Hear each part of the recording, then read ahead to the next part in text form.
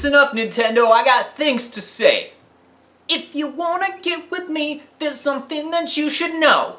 I like my beats fast with my bass down low. I got things to say. If we're going to work together, I have a few demands before we can make this a successful working relationship. Since when are you working for Nintendo? You can't even work on your attitude. Hit the bricks, lady, I'm working. First and foremost, here are 6 requirements for Metroid Prime 4. Number 6, full frontal nudity. Number 5, post-apocalyptic swoop gangs in a cyberpunk Chinatown a la Blade Runner. Number 4, robots. Number 3, dinosaurs. Number 2, robot dinosaurs. And last but definitely not least, the number 1 requirement for Metroid Prime 4 is Funky Kong.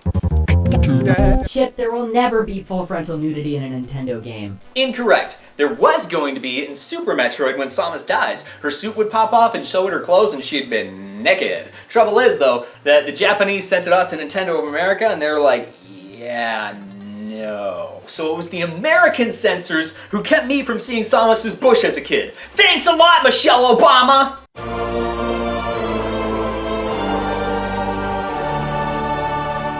Okay, so considering that I already sent off my big ticket item type stuff to Nintendo with the top 6 requirements for Metroid Prime 4, Full frontal nudity. I thought I would send them a message and close out the monumental flop that was Metroid Month 2018 with something a little bit different, because I've tortured myself enough as it is. 4 years. 4 years I've been doing Metroid Month, and what has that given me?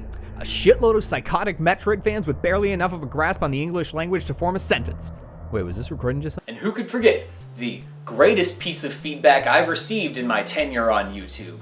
First, AM2R is not made by Nintendo, so is copyright, so ya don't like Samus Return because the controller new ability other stuff, plus I have the game and was fun, and you review suck like the last time you tricked people to watch you so-called Federation Force, so you call you still fan, what a joke, plus nobody care about you reviews, so you trolling people, plus fan remake are not better because is not made by companies, oh yeah, so you don't like Samus Return, why you buy the amiibo, yeah, eat you own shit.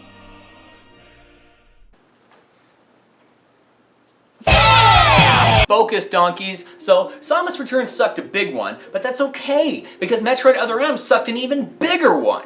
Deep-throated the whole thing. But why? Well, mainly because the music sucked. So what am I gonna do? I'm gonna redo it! Kunyaki Haishima, or whoever that hack 2-bit no-name composer was, did a really great job at doing a really bad job. Metroid music isn't about discordant, ambient, masturbatory, environmental white noise, nor does it comprise the entire collected wasted effort of a Philharmonic. No. Metroid music is about a guy with a few cool synth patches creating a living, breathing environment through music. Any burro can pick up a synthesizer and create atmosphere. Angelo Badalamenti made an entire career out of it. I've long boasted that I can make a more appropriate soundtrack to this dumpster fire. Now it's time to put my money where my mouth is. And then I'm gonna put my dick where your mouth is. If they're going to give it to some guy who did a bunch of animes that nobody ever even heard of, why not give it to the kid who wrote a 60-page dissertation on a game that he didn't like? You can't compose original music, donkey. You couldn't compose yourself out of a wet paper sack. I'll compose the shit out of you, bitch! So the easy thing to do would be to take pre-existing material from other good Metroid games, retool the synths, and slap it on where appropriate. But I don't like things that are easy, unless they're women. And we already learned our lesson from Kenji Yamamoto, who did the exact same thing for Samus Returns, and it turned out like an abortion. There are 3 primary areas: the jungle sector, the lava sector, and the ice sector. I didn't include the main deck because honestly, who cares? See, I'm heavily influenced by synth pop bands like Kodo, Wang Chung, The System, and Animotion. So I brought some of those influences into my compositions for the game. Let's take a listen to Sector 1. I call it Jungle in a Bottle. It's a hell of a lot better than the title that Team Ninja came up with. Sector 1! This was the first part where they screwed up, considering it's the first official area of the game. What it should do is create a statement that pulls the player in, but they didn't do that. Instead, they made it static environmental barf, and I don't mean that as a term of endearment.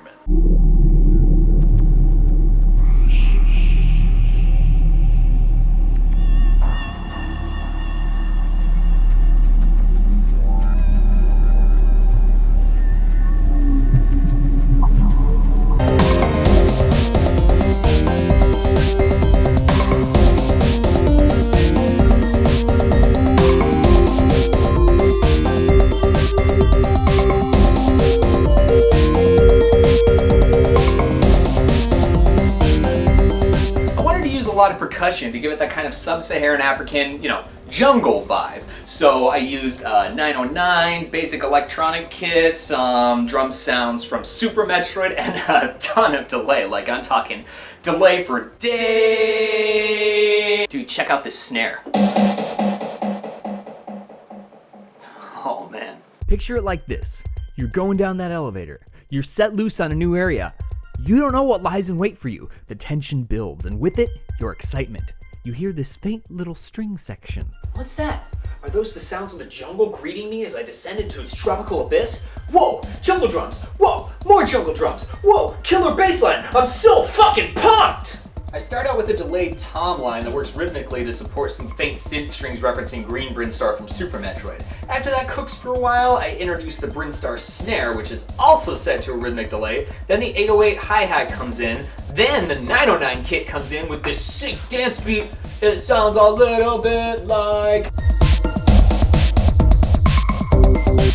After that, we introduce their bass, and then we introduce another bass, only this time it's the Brinstar bass. And at this point, it's already sounding pretty good, but then comes this kind of bell thing, I don't know. But then I introduce a string section pulled from Talon Overworld 2 from Metroid Prime, and it fits beautifully.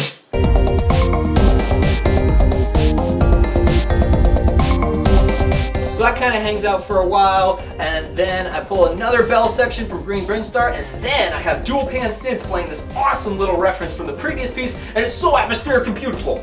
Let's listen to it and put it to some footage of the game so you can see what a hack whoever the bag boy was that they assigned to this game is.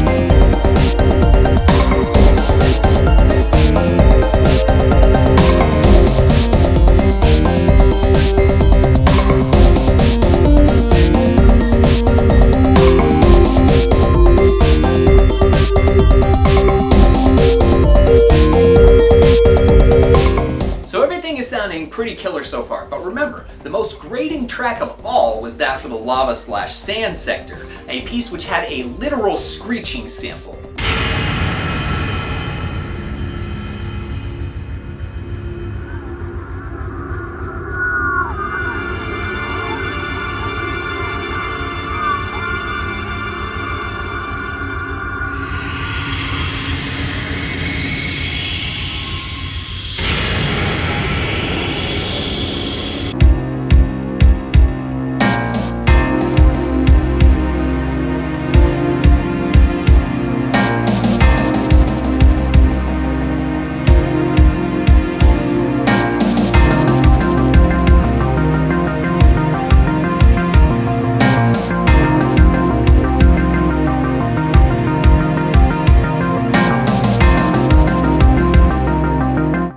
Sector was pretty terrible, but that's okay because we're going to fix it with this super duper fat sounding kick.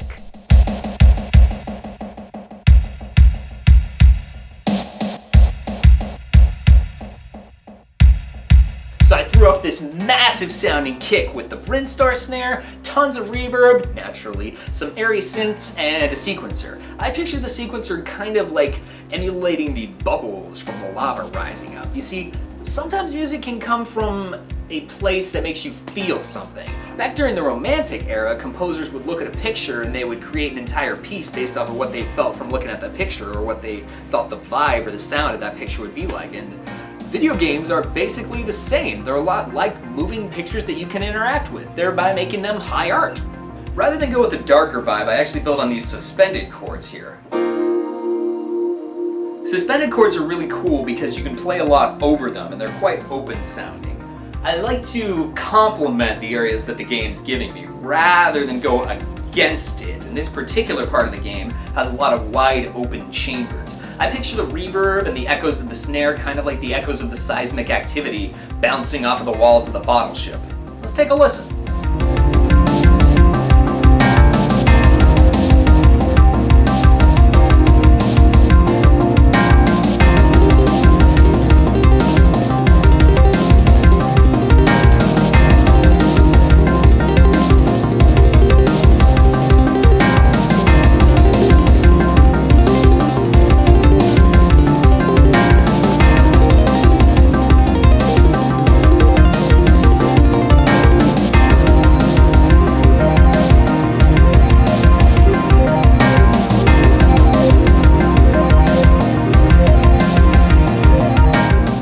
Last up is the Ice Sector, which if I remember correctly had a score that sounded like a one-legged cat in heat scraping on frozen garbage cans.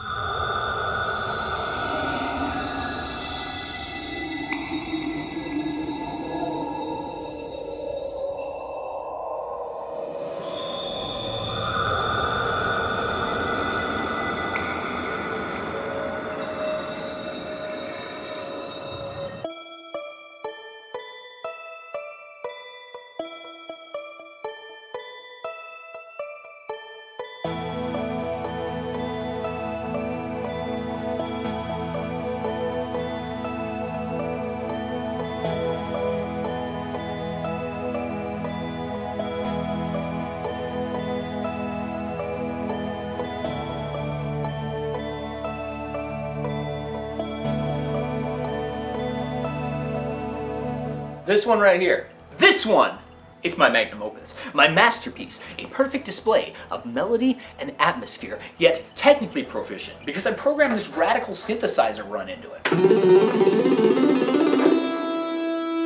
I say program because, what, you think I could play that? What do I fucking look like to you, Tony McAlpine? No! Because my Diddy Kong Racing cover was way better than his. Now, the Ice Sector also doubles as a water sector, and for this particular one, the natural inclination is to use cold-sounding synthesizers. I also wanted it to be fairly airy, like the winds of the snowstorm brushing against Samus's suit. So I start out with this little bell sequence that I pulled from F-Zero GX's Aeropolis. It's cool because it has that drip-droppy type effect. I think of it like the drops of water coming off of an icicle on top of a chamber or something and dropping onto a frozen pond. So that hangs out for a while, and then I have this descending East Us 2 progression come in, and that sounds totally atmospheric and beautiful. And then I have a Brinstar choir, as I call it, since I pulled it from the Super Metroid sound fonts. I have a Brinstar choir coming in and doubling that, and then I have, this totally awesome little lead synth line coming in, playing this beautiful melody that just gets stuck in your head like the mandibles of a Metroid.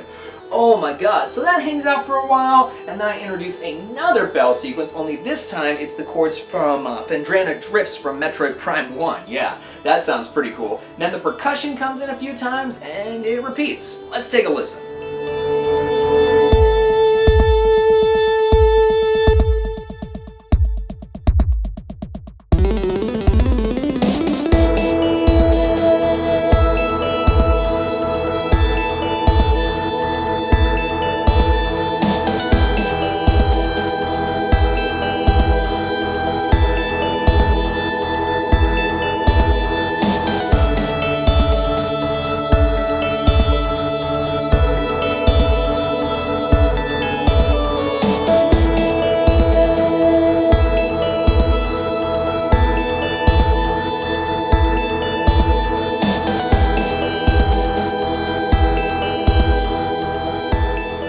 That's not a melody that's gonna get stuck in your head, then I don't know what is. So there you have it. Nintendo should fire Kenji Yamamoto and hire me on as their full-time composer who only does Metroid games, which is great because then I only have to work once every 8 years. Maybe next year I'll do a similar video, only remaking the soundtrack to Samus Returns. Oh wait, they already did. It's called AM2R. So I hope you enjoyed this video. It's kind of a little different, showing you a little different side of me, but you know, it's very important because music is a form of high art, and video games are a form of high art. You know, they have colors and emotions and story and art, and that shouldn't go to the wayside in place of, I don't know, Aeon abilities, and it's important, you know, because I played a lot of video games when I was a kid, and games like Ocarina of Time and Donkey Kong Country and Super Metroid really showed me how you can evoke emotion and atmosphere through music, and games these days don't really have that. It's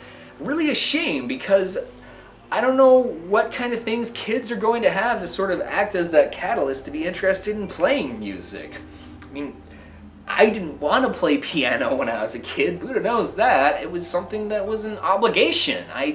My parents made me do it because they thought they would make me better at math, oddly enough. Had I realized when I was 8 that I could have played all of my favorite video game songs on the piano, I could have been on the fucking concerto. I could have been banging aristocratic opera whores. You can still do that. You're damn right I can! Hi boys and girls, I wanted to thank you so much for joining me for Metroid 2018. Yeah, it was a huge monumental flop. I don't know what I did wrong this year or what I did wrong in previous years. Who knows if I'll continue on with it again next year with the numbers that I'm seeing in. But I did want to do this because I thought that it would be pretty cool to kind of show you an idea that I've had for a long time that I haven't really put to, I guess, wax until this point. And you can download all these songs that I made on Bandcamp. They're free. You can get them on my Bandcamp. The link's down below. And I would appreciate your feedback on it. I know I'm not the best, piano, keyboard player, but I do think that I've got what it takes to be able to compose for a real-life Metroid game, or at the very least a fan game. So Dr. M64, if you're watching this video, you have my contact information. You can reach me on Twitter. I'll give you my number. You can give me a call. We can text. Totally happy with that. I would love to do the score for your next project. Whatever it is, I think it would be cool. So anyways, thank you for watching, everybody. Namaste.